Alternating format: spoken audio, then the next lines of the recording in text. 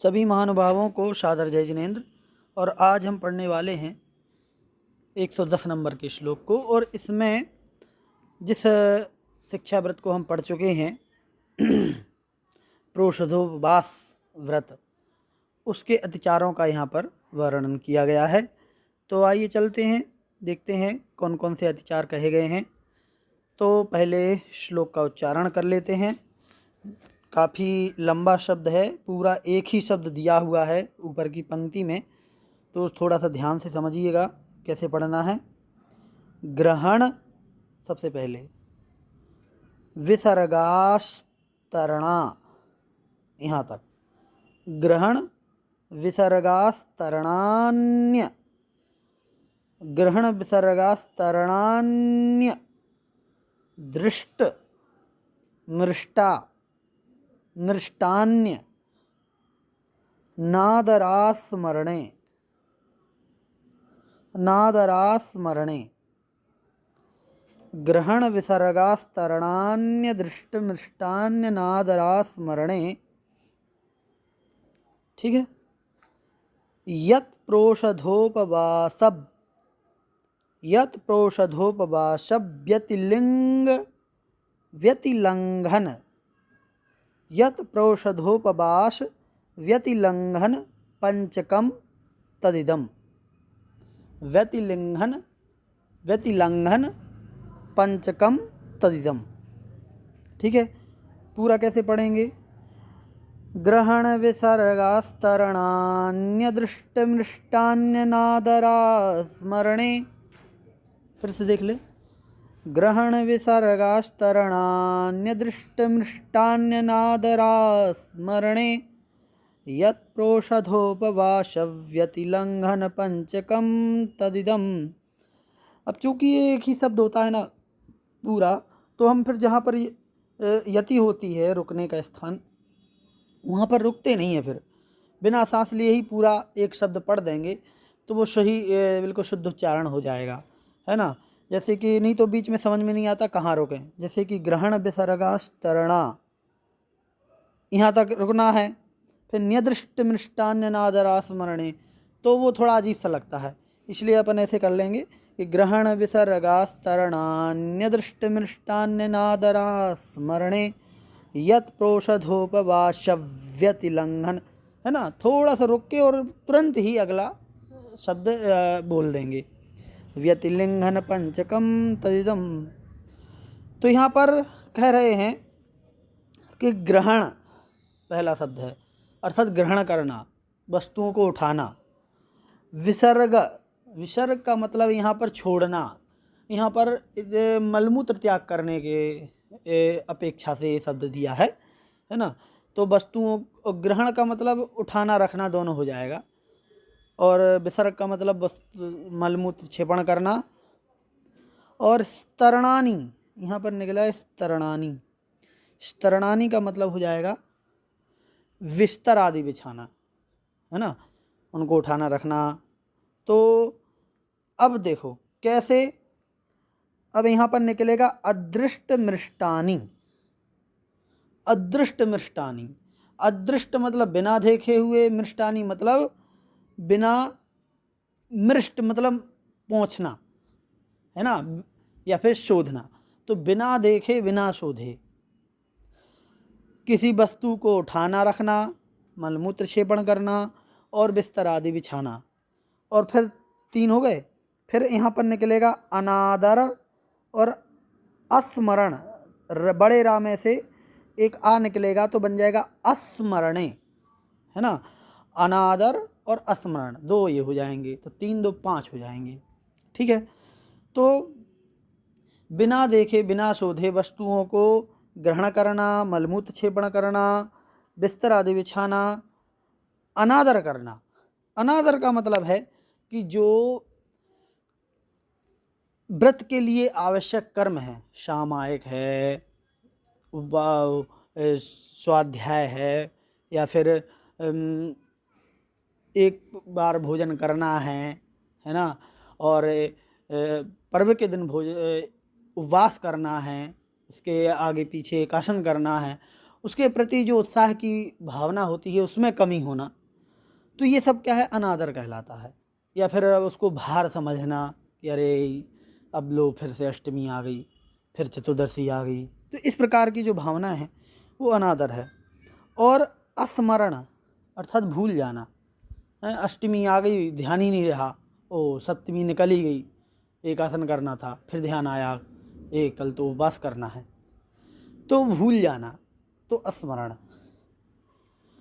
तो ये क्या है, यत प्रोषधोपवासव्यतिलंघन पंचकम तदिदम, तत् इदम, तत् मतलब वह है, बे सभी, इदम बे ए, प्रोषधोपवास के व्यतिलिंघन पंचकम, 5 प्रकार के व्यतिलंघन मतलब अतिचार हैं, 5 प्रकार के अतिचार।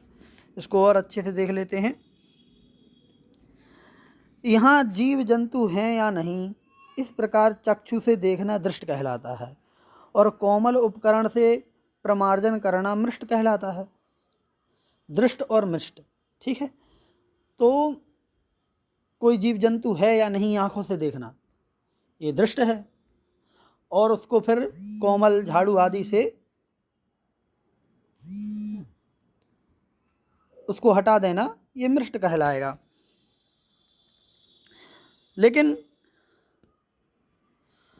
यदि उसको हम ना करें, है ना, यदि हम ना देखें शोधें, है ना, और जीव जंतु दिख जाए तो उसको साफ ना करें, तो ये उसका उल्टा हो जाएगा, अदृष्ट और अमृष्ट हो जाएगा, ठीक है। तो इसमें यहीं पे यही है कि जिसमें ये दोनों ना हो उसे अदृष्ट मृष्ट कहते हैं। एक ही शब्द, एक बार आ गया, दोनों के साथ जोड़ना है, अदृष्ट और अमृष्ट, ऐसे बन जाएगा। तो अदृष्ट मृष्ट शब्द का संबंध ग्रहण, विसर्ग और आस्तरण इन तीनों के साथ होता है, इसलिए अदृष्ट मृष्ट ग्रहण, अदृष्ट मृष्ट विसर्ग और अदृष्ट मृष्ट आस्तरण, ठीक है, ये 3 अतिचार होते हैं। तो बिना देखे बिना शोधे वस्तु को उठाना रखना, बिना देखे बिना शोधे मलमूत्र का विसर्जन करना, और बिना देखे बिना शोधे क्या करना, बिस्तर आदि बिछाना, ये 3 अतिचार होते हैं। फिर अब कहते हैं अदृष्ट मृष्ट ग्रहण अतिचार उसके होता है जो भूख से पीड़ित होकर अरहंत आदि की पूजा के उपकरण तथा अपने वस्त्र आदि को बिना देखे बिना शोधे ग्रहण करता है ना। अब घर की वस्तुओं के बारे में भी हो सकता है, और मंदिर में बैठे हैं और देर हो गई है, भूख लगाई है, तो अब क्या कर रहे हैं कि बिना देखे थाली को ऐसे खिसका दिया दूर, उठ ही नहीं रहे हैं। फिर चटाई थी उसको उठाया नहीं बल्कि पैर से खिसका लिया, टेबल खिसका दी बिना देखे, पता चला नीचे जीव थे वो मर गए। तो ये सब क्या होता है, ये सभी इसके अतिचार में आ जाएगा, है ना। और अदृष्ट मिष्ट विसर्ग अतिचार उसके होता है भूख से पीड़ित होने के कारण बिना देखे बिना शोधी भूमि में मलमूत्र छोड़ता है ना। और फिर अदृष्ट मिष्ट स्तरण अतिचार उसके होता है भूख से पीड़ित होने के कारण बिना देखे बिना शोधे स्थान पर बिस्तर आदि बिछाता है। इन 3 के सिवाय, ये 3 हो गए। अब जैसे उपवास किया है, कल एक आसन किया था, आज पूरा उपवास है, शाम को अब पता चला हिम्मत नहीं बची तो कर रहे हैं कमजोरी के साथ में काम, वो अतिचार में आ जाएगा। और अनादर स्मरण है जिसमें अनादर का अर्थ है भूख से पीड़ित होने के कारण आवश्यक कार्यों में आदर नहीं होना।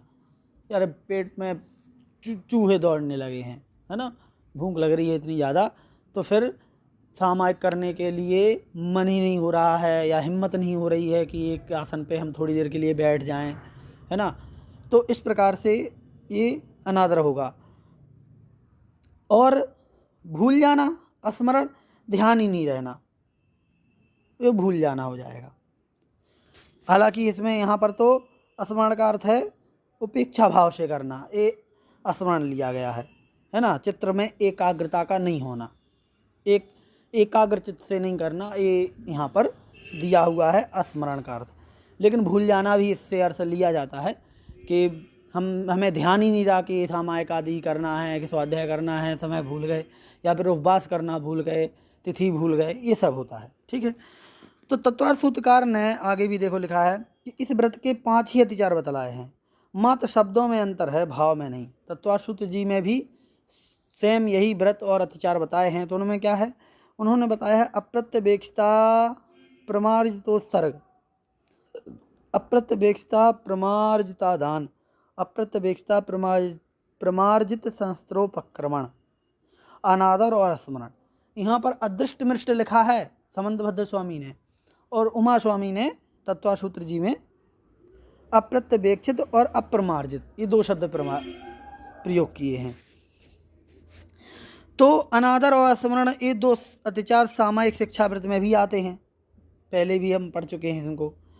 अनादर का एक अर्थ यह भी उचित जान पड़ता है कि कोई व्यक्ति उपवास करता तो है परंतु अनादर अनुत्साहपूर्वक करता है। जैसे ग्रीष्म ऋतु में उपवास की शक्ति क्षीण हो जाने से कोई प्रतिज्ञा पूर्ति के लिए उपवास करता है, मतलब अब नियम लिया है तो करना ही होगा, उत्साह नहीं है तो उत्साहपूर्वक नहीं करता। इसी प्रकार स्मरण का अर्थ यह भी उचित जान पड़ता है कि पर्व के दिन का स्मरण ही नहीं रखना है, कब अष्टमी चतुर्दशी है भूल ही गए।